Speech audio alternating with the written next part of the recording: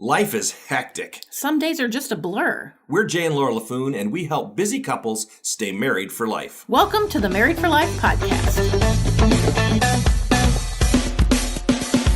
Welcome to Married for Life podcast number 6, and we are entering my most favorite time of the year. It is past Thanksgiving and on to Christmas. Now, part of the reason is because I have a birthday, we have an anniversary, our son has a birthday, our sister-in-law has a birthday, and we have Christmas. I've just always loved Christmas, and Jade has kind of just dealt with it. Did you hear that? Birthday, anniversary, Christmas. All I hear is money whooshing out of my wallet. Cha-ching, cha-ching, cha-ching, cha-ching, cha-ching. So for the longest time, it was not my favorite part of the year because it was like, oh my gosh, how much money are we going to spend on all these birthdays and anniversary and Christmas? And then he's loosened his grip a little bit, not quite so tight. Yes, and I've realized that, one of the most important things in marriage is this statement here. If it's important to your spouse, it needs to be important to you. Can I say that again? If it's important to your spouse, it needs to be important to you. No matter what it is. For me, it's Christmas. For Jay, it's golf. Right. Golf was important to him, and it was something that, I was like, you know what? We can do this together. So I learned how to play golf. And so I have loosened my grip on the ever-tight budget. Now, trust me, budgeting's important. We stay within the budget, but we've altered the budget to include a lot of gifts at the Christmas time. And in fact, one year for her 50th birthday, I did a surprise trip. I took Laura to New York City. Something I've always wanted to do is go to New York. Now, I would love to go to the Macy's Thanksgiving Day Parade, but you have to kind of weigh insanity versus sanity. Right. And I figured that's insane. But I've always wanted to go to New York at Christmas time to see the windows and to ice skate in Rockefeller Center, which the year we went, it was unseasonably warm, so we didn't Which was great for sightseeing, but we didn't get to do the Rockefeller Center. But we did go see Wicked, was another bucket list, which was very fun. Which was a wicked, awesome It was very fun. So if you ever get to go to New York City at Christmas time, do it, because it's a lot of fun. But like Jay said, the most important thing is what's important to your spouse should be important to you. So let's move on to our question from our listener today. The listener who wrote in asked this question is Kim. She says, the greatest challenge in our marriage right now is being able to open up to one another and being honest when things are bothering us and not just letting them fester and grow. Also having time to talk to each other. We have 2 young kids, and by the end of the day, we are tired and don't spend the time to really talk to each other. Now, there's a couple of issues at play here. Number one is the whole holding it in and letting it fester. And that's an issue because that's exactly what it's going to do. Now, I am an over-communicator. I want to talk about things as soon as they come up. If there's an issue, I want to talk about them right now. Laura needs time to process.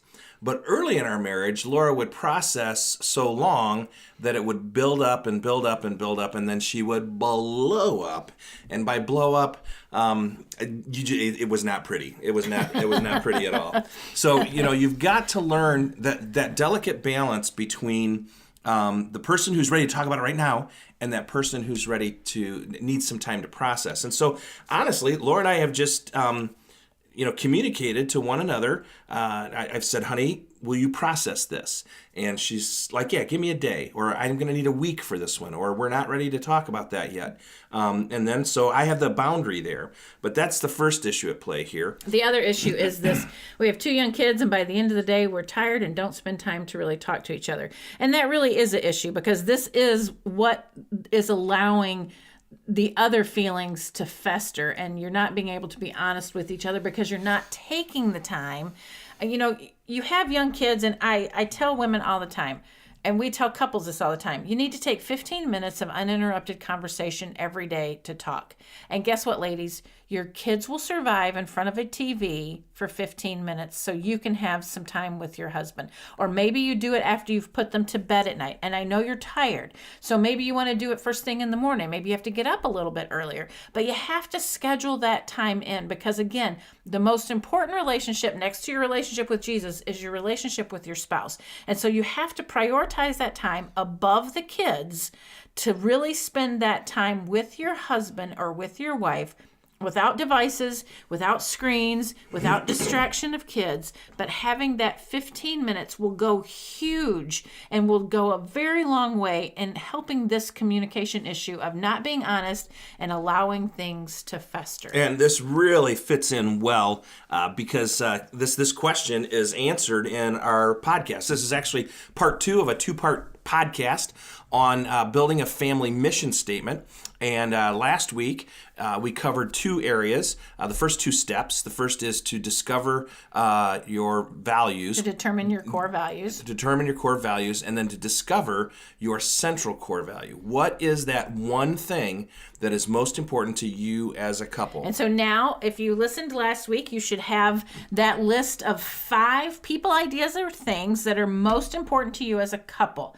And then you should have taken those 5 and decided which is the one that's most important to you. But before we go there, we're going to hear from our good friend Paul Thomas. Hi, everyone. This is Paul Thomas, Director of Live Events at Celebrate Ministries. We will get back to Jay and Laura in a minute, but before we do, I wanted to let you know about some great ideas that we have for you as you think of the perfect gift for your spouse or another couple in your life this holiday season. Our Black Friday sale is going on between now and November the 30th, and we are offering a great special for anybody who registers for our Celebrate Your Marriage conference or our Memories on Mackinac Mother-Daughter event, both of which will take place at Grand Hotel on Mackinac Island. Now, if you register for either one of these conferences, you're going to get a $40 Grand Hotel gift card, and you can use that gift card anywhere in the hotel. Celebrate Your Marriage takes place May 19th through the 20th, and that will have special guest Joe Castillo, who was a finalist on America's Got Talent, while in October, on October 6th through 7th, special guests Acts of Renewal will join Jay and Laura. Now, all the details for both of those events, including information about our special VIP experiences, can be found at celebrateyourmarriage.com. Memories on Mackinac is an event specifically designed for mothers and daughters of all ages, and that's going to take place on May 23rd and 24th at Grand Hotel. And this year we are so excited to welcome comedian Leanne Morgan as our special guest. Now, for more details on that event, you can visit memoriesonmackinac.com. Now, for the book readers in your life, we are offering a $10 book sale on 2 of our titles until December the 8th, which just happens to be Jay and Laura's anniversary. It's All About the Shoes. Your Journey to an Extraordinary Life by Laura LaFoon is a great gift for your girlfriends or the women in your life. While Make Love Every Day, 12 Surefire Ways to Celebrate Your Marriage is a great gift for couples, friends at the office, and people in your small group. Now, to take advantage of the book sale, which will go on between now and December the 8th, visit jayandlaura.com/store. Now, finally, we hope you enjoy this podcast and all the resources that Jay and Laura provide. At Celebrate Ministries, we are all about helping busy couples stay married for life. Now, if you're interested in joining us to help couples in their marriages, consider making a donation this holiday season to Celebrate Ministries. You can visit jayandlaura.com/donate for how you can get involved. Now, let's get back to Jay and Laura.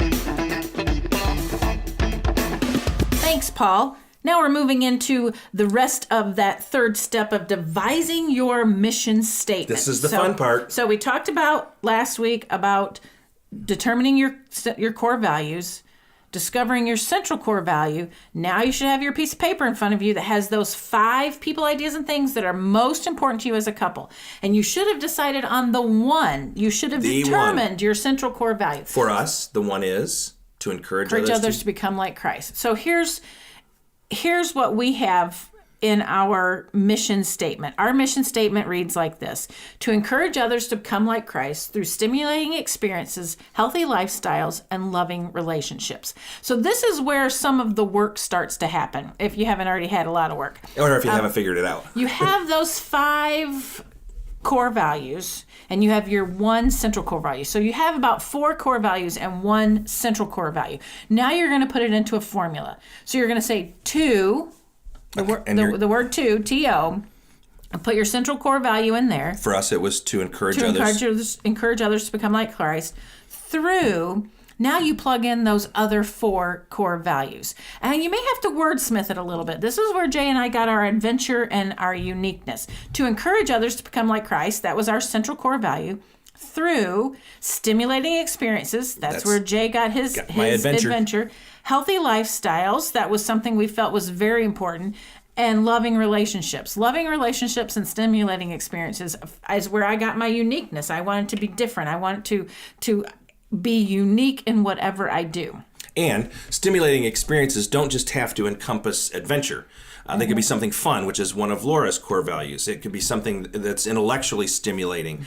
We want to encourage people to become like Christ through stimulating experiences. So it's why we've created our Celebrate Your Marriage Conference, our Celebrate Your Family Conference, our Ultimate Date Nights. Those are very stimulating experiences. Healthy lifestyles, that's very important to us. It's also one that we struggle with because we're on the road so much. It's a daily struggle for us. But loving relationships, that's where we got all of the people that we care about in life, our family, our friends, and the people we meet when we're on the road. One of the things we love is when we come back into an area and we meet folks that we had met the year before or 2 years before, and we're able to just really establish, solid relationships around the country as we travel. So this is where some of that hard work is going to happen, where you might want to give yourself, write down your central core value, and then write the other 4 separately, and figure out how maybe you can wordsmith this all to put it into a sentence that makes sense. Using that word to, and then through to fill in those other core values. And, in stimulating experiences, healthy lifestyles, and loving relationships, that's what Jay and I, that's where we're going. That's where we're headed. Most importantly, we want to encourage others to become like Christ. But the way we're going to do it, the way we're going to accomplish that is through healthy lifestyles, loving relationships, and stimulating experiences. It's why we're doing this podcast, because we think for married couples to be happy, we are so busy in this life. But in order to help you be married for life, we want to give you a healthy lifestyle, hopefully some stimulating experiences, and creating some loving relationships in your life. Well, the bottom line is this, and that is that this is a podcast. Many of you like to learn by listening, but if you'd rather see this in print, in our show notes, we'll send you a link to our book, Make Love Every Day, where we devote a whole chapter to this, and you can see it in written form, and it makes a lot more sense for some people to see it in writing. So the first is you discover your core values, then you determine your central core value, then you develop your mission statement, and once you have your mission statement developed, guess what? You begin to develop positive personal habits. Got a question for you. How many of you are as 100% disciplined as you hope to be in life? Right. When I ask that on a live event, no one's hand goes up because we're not. But the truth of the matter is we are as 100% disciplined as we will ever be. We're 100% disciplined to the healthy habits in our life, and we're 100% discipline to the unhealthy habits in our life. So the only thing you can do is to change a habit. A couple of practical things that Laura and I have done. Number one, we created the 21 habits of our house. And these were just habits that we wanted to instill in our children. Things like saying please and thank you. We pick up after we make a mess. We can post those in our show notes. Yeah, that's a great idea. 21 healthy habits. 21 healthy habits. We pray before meals. It's just simple things that we want to make a habit. And when you do that, when you realize that it's the habits in our life that shape and form us, then the reality is that you will become that person you want to be, that marriage you want to be, because you've changed your habits. 4 habits we'd love to share with you that are very positive and personal. And the deal is this: you learned them in kindergarten, okay? You learned them in kindergarten, and yet they're so important. The first is to show up on time. To show up on time. My father was a minister who was in the military, and so his motto was, if you're 5 minutes early, you're on time. If you're on time, you're late. And if you're late, you're rude. And boy, we lived by that. And so that's very important one. Show up on time. Second one, do what you say. Do what you say. Be a person of integrity. Yes, especially in our culture nowadays. You will shine. You will shine if you do what you say. If you make sure that when you make a commitment or a promise, you keep it. You don't fudge on it. You don't look for a way out, but you really desire to. If you tell your kids you're going to the movie Friday night, you better go to the movie Friday night, because you're setting an example by doing what you say. The third one is say please and thank you. What a novel. I grew up saying please and thank you. I grew up in the South. That was like you always had to say please and thank you and take your hat off before you came in the house. And yes, ma'am, and yes, no, ma'am. and no, ma'am. Yeah, and so just those simple things, those simple habits that you can begin to develop by just being conscious of them. I remember when I was in late high school, I grew up in a Christian home. My parents were wonderful parents, but I had a mouth like a sailor, and I knew I didn't need to speak that way. I knew that I wanted to challenge myself to expand my vocabulary instead of just using the same 4-letter words over and over. And so I simply prayed this: Holy Spirit, please check me when I'm about to use coarse language. Now, has it worked all the time? No. But, it's a habit I wanted to develop. And so we've got show up on time, do what you say please and thank you, and then probably the most important one, finish what you start. Finish what you start. And for us, that means marriage. We're all about helping busy couples stay married for life, and that's finishing what you start. Chances are one of you is going to stand over the grave of the other, unless you die at the same time.